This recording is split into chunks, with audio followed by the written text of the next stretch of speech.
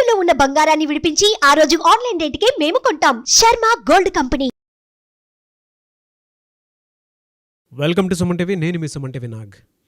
కోల్కతా ఇన్సిడెంట్కి సంబంధించినటువంటి వాటిల్లో ఆల్మోస్ట్ శిక్షలు ఎవరికి ఏ విధంగా ఉండేటువంటి అవసరం ఉంది, ఎలా వెళ్ళబోతుంది అనేటువంటి దాని మీద ఒక్కొక్క కీలక మలుపుకు సంబంధించినటువంటి విషయాలు అయితే బయటికి రావడం జరిగింది. ఏ విధంగా ఉండబోతుంది అనేది రేపు ఫస్ట్ మనకు కొన్ని విషయాలు తెలిసే అవకాశం ఉంది. At the same time CBI ఇచ్చినటువంటి సీల్డ్ కవర్లో ఏముంది అని దాంతోపాటు బయటికి ఎలాంటి విషయాలు వచ్చే అవకాశం ఉంది, ఇప్పటికే సిబిఐ రివీల్ చేసినటువంటి డీటెయిల్స్ ఏంటి అనేది ఈరోజు మనతో పాటు హైకోర్టు అడ్వకేట్ రవీంద్రనాథ్ గారు ఉన్నారు. అది వారి మాటలు తెలుసుకుందాం. Hello sir. హాయ్ అండి నాగరాజ్ గారు. సార్, ఇప్పటివరకు ఈ కేసుకు సంబంధించినటువంటి వాటిల్లో త్వరగా జస్టిస్ జరగాలని కోరుకునేటువంటి వాళ్ళు చాలామంది ఉన్నారు. అండ్ స్టిల్ హోప్ని క్రియేట్ చేసుకుని ముందుకెళ్తున్నటువంటి వాళ్ళు మనతో పాటు. సో వారందరికీ కూడా తెలుసుకోవాలి అనుకున్నటువంటి విషయం, ఎప్పుడైతే సిబిఐ ఎంటర్ అయ్యి కొన్ని కీలక విషయాలను బయట పెట్టడం జరిగిందో, ఈవెన్ చంద్రచూడ్ గారు కూడా ఒక మాట అనడం జరిగింది. అదేంటి అని అంటే, సీల్డ్ కవర్లో మేము ఎప్పుడైతే కొన్ని విషయాల్ని ఓపెన్ చేసి చూడటం జరిగిందో విస్తుపోయేటువంటి షాకింగ్ విషయాలు బయటికి రావడం జరిగింది. అది ఇప్పుడిప్పుడే ఓపెన్ చేయడం సబబు కాదు అని చెప్పేసి ఒక విషయం చెప్పడం జరిగింది. జనరల్గా అయితే ఇప్పుడు అంటే 2 days నుంచి కనుక మనం చూసేటువంటి అప్డేట్స్ ప్రకారం సిబిఐ వాళ్ళు సమర్పించినటువంటి కీలక ఆధారాలు ఏంటి, సీల్డ్ కవర్లో ఏముంది? నాగరాజ్ గారు, ఆర్జికర్ మెడికల్ కాలేజ్ దీనికి సంబంధించి రేప్ అండ్ మర్డర్ ఈ కేసుకు సంబంధించి గడచిన 50 రోజులుగా అనేక మలుపులు, కొత్త ట్విస్టులతో ముందుకెళ్తున్నటువంటి ఈ యొక్క విషయం ఏదైతే ఉందో, ఇటీవల సిబిఐ వాళ్ళు ఒక సీల్డ్ కవర్ సబ్మిట్ చేశారు సుప్రీంకోర్టుకి. అందులో కొన్ని కీలకమైనటువంటి, మీరు ఇప్పుడు స్టార్టింగ్లో చెప్పినట్టుగా కొన్ని విస్తుగొలిపి నిజాలు, కీలక విషయాలు ఉన్నట్టుగా చంద్రచూడ్ గారు ఒక మాట చెప్పారు. మమ్మల్ని కాస్త కలవరపాటు గురిచేసే కొన్ని ఇందులో విషయాలు మాకు ఉన్నాయని చెప్తూ చంద్రచూడ్ గారు చెప్పడం కూడా జరిగింది. అయితే October 1న రిలీజ్ చేసినటువంటి ట్రయల్స్లో భాగంగా ఎలా ఉంటుంది అన్నది అది ఆ రోజు మనం మాట్లాడుకుందాం. అయితే లోకల్ పోలీసులు దీనికి సంబంధించి అంటే ఈ యొక్క ఏ రోజైతే జరిగిందో August 9వ తారీఖున జరిగినటువంటి ఈ యొక్క విషయానికి సంబంధించి, ఈ యొక్క దుర్ఘటన, ఈ సంఘటనకు సంబంధించి ఏదైతే ఉందో దాన్ని సిబిఐ వాళ్ళ అనుమతితోటి ఒక ఇంట్రాగేషన్ చేశారు. అయితే దీనికి సంబంధించి ఆ రోజు August 9 ఉదయం 9:34 నుంచి సంజయ్ రాయ్ని అరెస్ట్ చేసే విధానం వరకు ఏదైతే ఈ టైం లేని ఒక టైం ఉందో, అంటే 9:30కి ఫస్ట్ టైం పర్సన్ చూశాడు, నెక్స్ట్ డే August 10వ తారీఖు సంజయ్ రాయ్ని కస్టడీలో తీసుకున్నారు. అయితే ఇక్కడ ఏం జరిగింది, 9వ తారీఖు నాడు అసలు ఏం జరిగింది విత్ టైం లేను మనకు కొన్ని ఆధారాలు లభించాయి. ఈ ఆధారాలు కేవలం మనం రాసుకున్న స్క్రిప్ట్ కాదు, ఇది స్టేట్ పోలీసులు సిబిఐకి అందజేసినటువంటి ఏదైతే సీల్డ్ కవర్ ఉందో అందులో బహుశా కీలకమైనటువంటి విషయాలే మనకు వెలుగులోకి వచ్చాయి. వాళ్ళు అందజేసిన విషయాలే అందులో చెప్పే ప్రయత్నం చేస్తున్నాను. ఇది చాలా విస్తారంగా ఉంటుంది, ఇది ఆల్మోస్ట్ కొన్ని వందల పేజీలు ఉంటుంది. కానీ నేను నాకు అందిన ఇన్ఫర్మేషన్ ప్రకారం నేను షార్ట్ లిస్ట్ చేసి నేను మీకు వీలైతే కొద్ది నిమిషాల్లో అతి సంక్షిప్తంగా దీన్ని ఎలా చేస్తే బాగుంటుందని చెప్పే ప్రయత్నం మీతో చేస్తాను నాగరాజ్ గారు. డెఫినెట్గా. August 9 ఉదయం 9:30 ఆ 9:30 ఏం జరిగిందంటే, సౌమిత్ర రాయ్ అన్నటువంటి ఒక చెస్ట్ డిపార్ట్మెంట్లో పీజీటీ స్టూడెంట్, ఇతను మార్నింగ్ అరౌండ్ 9:30కి సెమినార్ హాల్లోకి ఎంటర్ అయ్యాడు. వెళ్ళేసరికి అతను డ్యూటీ రౌండ్కి వెళ్లాల్సిన టైం దగ్గర పడుతుండటంతో ముందు రోజు తన క్లోజ్మేట్ అయినటువంటి అమ్మాయి అభయాను మనం ఏదైతే పిలుచుకుంటున్నామో, ఈ అభయ కోసం ఎంక్వైరీ చేసుకుంటూ ఆయన పిలుచుకుంటూ సెమినార్ హాల్లోకి ఎంటర్ అవ్వడం జరిగింది సౌమిత్రి రాయ్. ఇతను వెళ్ళేసరికి దూరంగా సెమినార్ హాల్లో ఒక బెంచ్ మీద, అంటే ఒక చెక్క ముక్క లాంటి బెంచ్ మీద ఒక అర్ధనగ్నంగా పడినటువంటి ఒక అమ్మాయి యొక్క డెడ్ బాడీ కనిపించింది.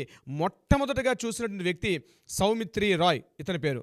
ఇతను పీజీటీ స్టూడెంట్, ఈ అమ్మాయి యొక్క క్లాస్మేట్, ఈ అమ్మాయి యొక్క బెంచ్ మేట్, ఈ అమ్మాయి యొక్క ఫ్రెండ్. ఇతను ఫస్ట్ చూశాడు దీన్ని. అక్కడ ఉన్నటువంటి సీనియర్స్కి చెప్పారు. సీనియర్స్ కలిసి ఆ కాలేజీలో ఉన్నటువంటి ఆఫీస్ అంటే హాస్పిటల్ సిబ్బందికి తెలియజేయడం జరిగింది. ఉదయం మార్నింగ్ 9:30 9:40 అవుట్ పోస్ట్లో ఉన్నటువంటి అసిస్టెంట్ సబ్ ఇన్స్పెక్టర్కి ఈ బిశ్వజిత్ కుంద్ ఆయన పేరు.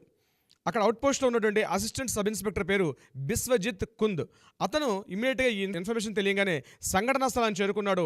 మొదటి పోలీస్ అధికారి, ఫస్ట్ టైం చూసినటువంటి పోలీస్ అధికారి ఇతని పేరు బిశ్వజిత్ కుంద్. ఇతను అవుట్ పోస్ట్లో పనిచేసినటువంటి ఒక అసిస్టెంట్ సబ్ ఇన్స్పెక్టర్. ఇతను నేరస్థలాన్ని వెంటనే వచ్చాడు. ఆ నేరస్థలాన్ని భద్రపరచంటే తనకున్నటువంటి అప్పటికున్న తన సామాగ్రితోటి ఆ యొక్క నేరస్థలాన్ని ఎక్కడైతే సంఘటన జరిగిందో దాన్ని భద్రపరిచే ప్రయత్నం చేశాడు.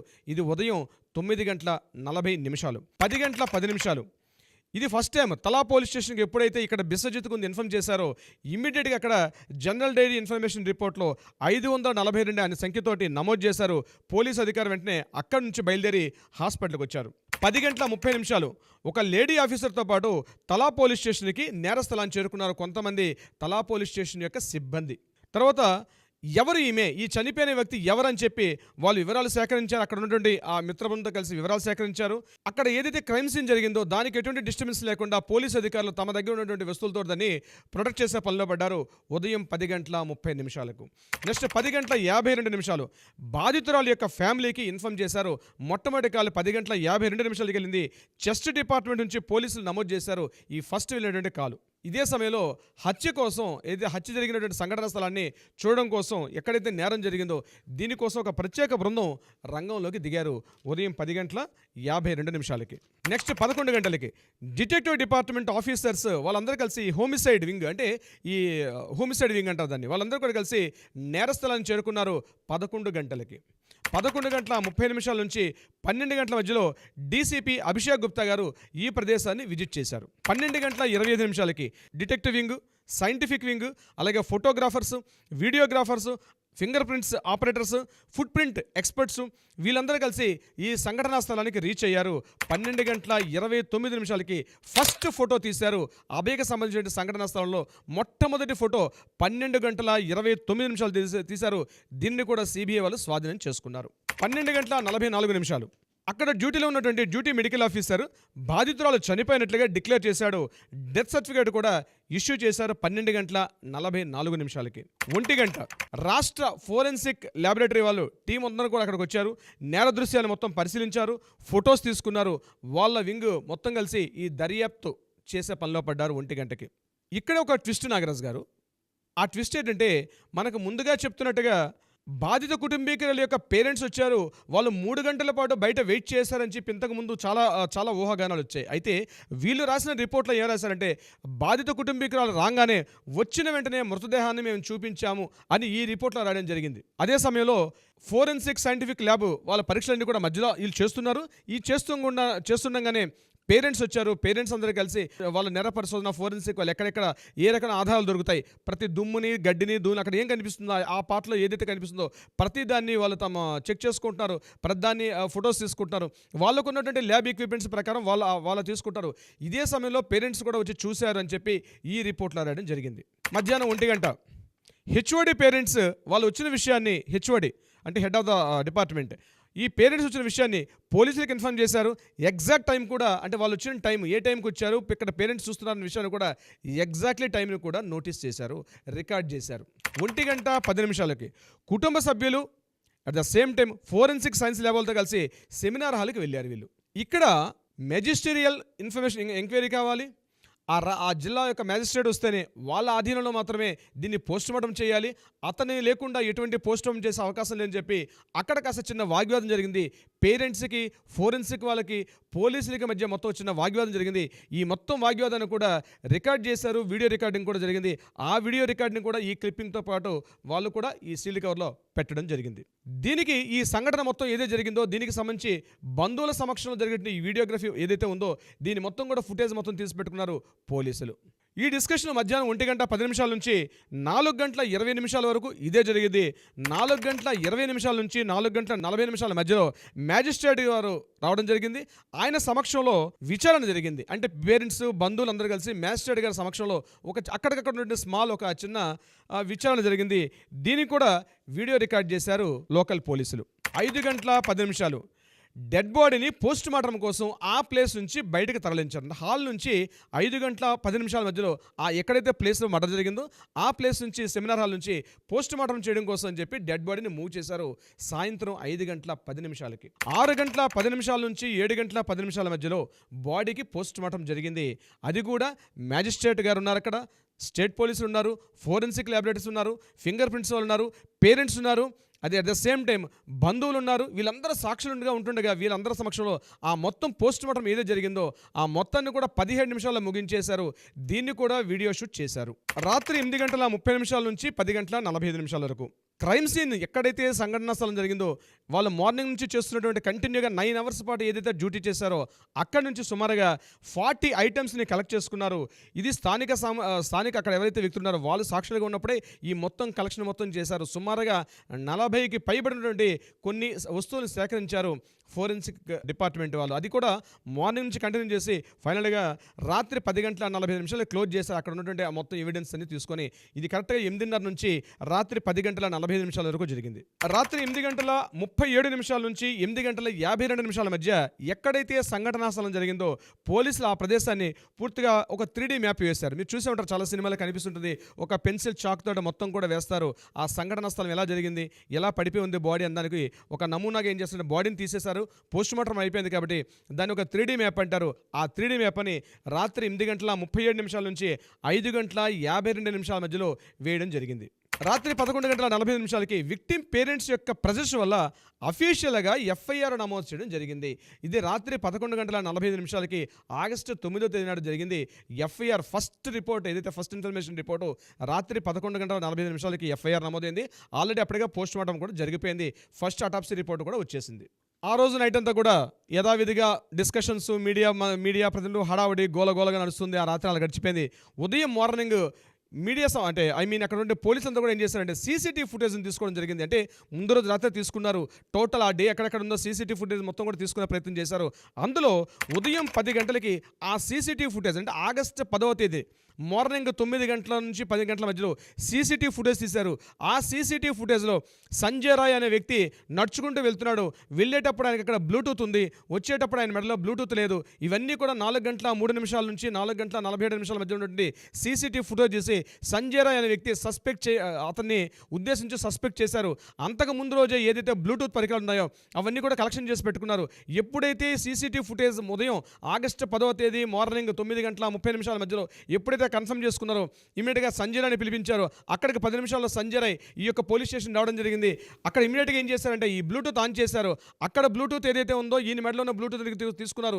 ఈ రెండింటిని ఆన్ చేసినప్పుడు ఇమ్మీడియట్గా విత్ ఇన్ సెకండ్స్లో ఆ బ్లూటూత్ కూడా పేర్ అయింది. అప్పుడు సస్పెక్ట్ చేసింది నిజం ఏంటంటే ఎస్ ఇందులో ఖచ్చితంగా సంజయ్ రాయ్ అనే వ్యక్తి పార్టిసిపేట్ చేశాడు.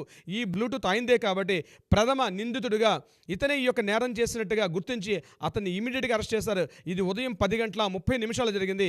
ఇమీడియట్గా ఎప్పుడైతే అతను తీసుకొని అతనికి అరెస్ట్ చేయడం జరిగిందో 10:30 అతను అరెస్ట్ చేయడం జరిగింది. అరెస్ట్ చేసిన వెంటనే అతని బాడీని పూర్తిగా టోటల్గా బట్టలను ఇప్పి లోపల ఒక లాకర్లో తీసుకెళ్ళి ఆయన టోటల్ బాడీని చెక్ చేశారు. At the time of morning 10:45 ఇక్కడ ఏం జరిగింది, అతని బాడీ మీద ఏం చూశారు? ఒకటి, అతని ఎడమ చెంప మీద గట్టిగా గాయాలు ఉన్నట్టుగా గుర్తించారు. అదేవిధంగా లెఫ్ట్ హ్యాండ్ అతని యొక్క ఎడమ చెయ్యి కొంత రాపిడికి గురైనట్టుగా తెలిసింది. అదేవిధంగా లెఫ్ట్ హ్యాండ్ రింగ్ ఫింగర్ వెనకాల కూడా స్కిన్ కాస్త రబ్ అయిపోయి గట్టిగా కోసుకుపోయినట్టుగా కనిపించింది. కొంత రఫ్నెస్ కనిపిస్తుంది. ఎడమ తొడ వెనక భాగంలో కూడా రాపిడి గాయాలు ఉన్నటువంటి ఆ మార్క్స్ అన్ని కనిపించాయి. ఇమ్మీడియట్గా 11:46 ఏం చేశారంటే టోటల్గా ఎక్కడెక్కడైతే వీళ్ళు ఐడెంటిఫై చేశారు పోలీసులు వాటన్నిటి కూడా క్లోజ్ ఫొటోస్ అన్ని అవి కూడా భద్రపరచడం జరిగింది. ఆగస్టు 10వ తారీఖు ఉదయం 10:44 ఈ యొక్క బాడీ చెకప్ జరిగింది. టోటల్గా లాకప్ రూమ్లో పోలీసుల యొక్క ఇన్వెస్టిగేషన్లో ఇతనే ప్రధాన కారకుడు అని ఒక అభియోగం ఏదైతే పెట్టారో దీనికి ఆనవాళ్ళగా కొన్ని సాక్ష్యాధారాలు కూడా ఆయన ఒంటి మీద లభించాయి. 11:45 అతను ఫోన్ తీసుకున్నారు. ఆ మొబైల్ సీజ్ చేశారు. ఆ మొబైల్లో కాస్త చెక్ ఎవరెవరితో మాట్లాడారు ఏంటని చూసేసరికల్లా అతని ఫోన్లో కొన్ని రకాల అబ్యూజ్డ్ అయినటువంటి కొన్ని ఫొటోస్ అన్ని కనిపించాయి. ఇమీడియట్గా అతన్ని అరెస్ట్ చేశారు. అప్పటికే అరెస్ట్ చేశారు. అరెస్ట్ చేసిన వ్యక్తిని లోపల కూర్చోబెట్టడం జరిగింది. కూర్చోబెట్టిన తర్వాత ఇమీడియట్గా మెడికల్ ఆఫీసర్కి ఇన్ఫార్మ్ చేశారు. ఉదయం మెడికల్ ఆఫీసర్ వచ్చాడు. అరౌండ్ 11:10 మెడికల్ ఆఫీసర్ వచ్చాడు. ఇతను తీసుకెళ్లి ఇతని యొక్క టోటల్ వైద్య పరీక్షల నిమిత్తం పంపించారు. అందులో అతని యొక్క పెనిస్ అలాగే స్పెర్మ్ అంత ముందు రోజు ఆయన పార్టిసిపేట్ చేసి కన్ఫర్మేషన్ చేయడం కోసం అతని యొక్క పెనిస్ అలాగే స్పెర్మ్ ఎంత ఉంది, అతని హెయిర్ ఉంది, నేలి యొక్క క్లిప్పింగ్స్, టోటల్ నమూనా ఆయన ఒంటి మీద ఏమేమైతే కనిపించాయో టోటల్ నమూనాలన్నీ కూడా ఆధారం కోసం అని చెప్పి మెడికల్ టెస్ట్ అవన్నీ కలెక్ట్ చేసుకున్నాడు. మెడికల్ ఆఫీసర్ వచ్చి అట్ ద సేమ్ టైం ఇతను కూడా హాస్పిటల్ తీసుకెళ్ళడం జరిగింది. అది కూడా SSKM హాస్పిటల్లో ఇతన్ని అడ్మిట్ చేయడం జరిగింది.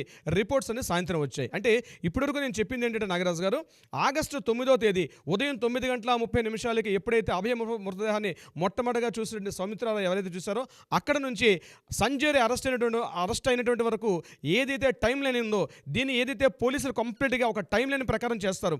ఇప్పుడు నేను చెప్పేది కేవలం 1 or 2 సెంటెన్స్లో చెప్పాను కానీ ఈవెన్ ప్రతి సెంటెన్స్ కంప్లీట్ థియరీ ఉంటుంది, ఒక స్టోరీ ఉంటుంది, మన కోర్టులో సబ్మిట్ చేసేటప్పుడు అది చాలా లెంగ్తీ స్టోరీ ఉంటుంది. ఇది మళ్ళీ జడ్జెస్ చదువుతారో చాలా లెంగ్తీ స్టోరీ ఉంటుంది. ప్రతి టైం లేని కూడా మళ్ళీ దీని మీద ఇంట్రాగేషన్స్ అవుతాయి. ఆ టైంలో వాళ్ళు ఉన్నారా లేదా, దాని ఎవిడెన్స్ అని కలెక్ట్ చేశారా లేదని చెప్పి పోలీసులు ఎవరైతే దర్యాప్తు సంస్థలు ఉన్నాయో వాళ్ళందరూ కూడా పిలిచి మాట్లాడడం జరుగుతుంది. It's a lengthy process. So మనకు తెలిసింది ఏంటంటే ఇన్ఫర్మేషన్ ప్రకారం మనకి ఏదైతే పోలీసులు సిబిఐలకు సబ్మిట్ చేసినటువంటి ఈ టైంలో ఇలాగే ఉంది, యాస్టిస్గా ఉంది. దీన్ని బహుశా రేపు దర్యాప్తు బృందాలు ఏదైతే సిబిఐ వాళ్ళు హ్యాండ్ ఓవర్ చేసుకున్నారో ఇక్కడ వాళ్ళకి ఏమైనా కాంట్రడిక్షన్ కానీ ఏదైనా విభేదాలు ఉంటే వాళ్ళు మళ్ళీ పిలిచి మాట్లాడతారు. బట్ ఏదైనటువంటి కీలకమైనటువంటి అంటే ఇన్ని రోజుల తర్వాత ఒక కీలకమైన వెలుగులోకి వచ్చే విషయాలు, ఇప్పటిదాకా ఊహాగానాలు ఉన్నటువంటి విషయాల్ని ఈరోజు కన్ఫర్మేషన్ చేస్తూ ఈ యొక్క ఇన్ఫర్మేషన్ అయితే పక్కాగా వచ్చిందో ఇది రేపు సెల్డా కోర్టు కానీ హైకోర్టు కానీ at the same time supreme court ఇచ్చే తీర్పు కూడా ఇది ప్రాతిపాదిక అవుతుంది డెఫినెట్గా నాగరాజు గారు.